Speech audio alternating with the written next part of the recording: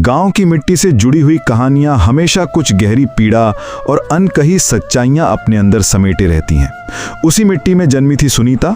वो बचपन से ही बहुत ही होशियार और समझदार लड़की थी। उसकी आंखों में मासूमियत और दिल में दूसरों की मदद करने का जज्बा था। गांव की औरतें अक्सर कहती, किसी भाग्यशाली घर में जाएगी ये लड़की, अपने घर को स्वर्ग बना देगी। लेकिन किस्मत की किताब में क्या लिखा है ये कोई नहीं जानता। सुनीता के पिता एक साधारण किसान थे और मां गृहिणी। परिवार बड़ा तो नहीं था, लेकिन स्नेह और संस्कारों से भरा हुआ था। बचपन से ही सुनीता को सिखाया गया था कि औरत का असली गहना उसका धैर्य और उसका प्यार है।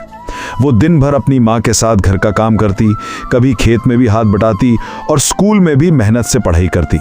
उसकी मुस्कान देखकर लगता था जैसे कोई खिलता हुआ फूल हो, लेकिन वही फूल आगे चलकर आंसुओं में भीग जाएगा, ये किसी ने नहीं सोचा था।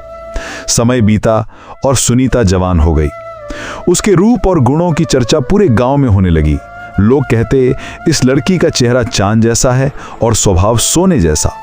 माता पिता को उसकी शादी की चिंता होने लगी और आखिरकार अच्छे रिश्तों में से एक किसान परिवार का प्रस्ताव आया। लड़का देखने में अच्छा था, घर भी ठीक ठाक था, इसलिए सुनीता की शादी धूमधाम से हो गई। शुरुआत में सब कुछ अच्छा था। पति भी उसे प्यार करता था और ससुराल वाले भी उसका ख्याल रखते थे।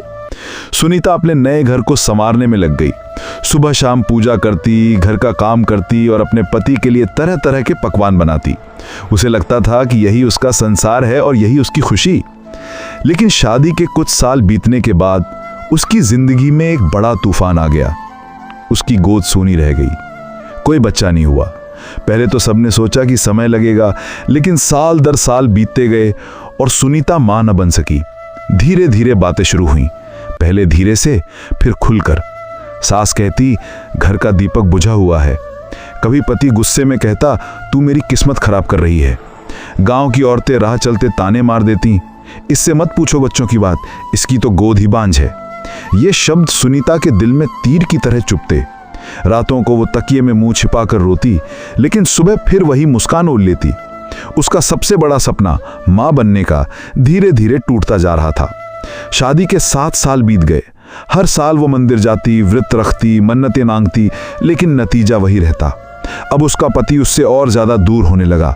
वो घर देर से आता, सुनीता से आंखें मिलाने से बचता, कभी कभी गुस्से में हाथ भी उठा देता।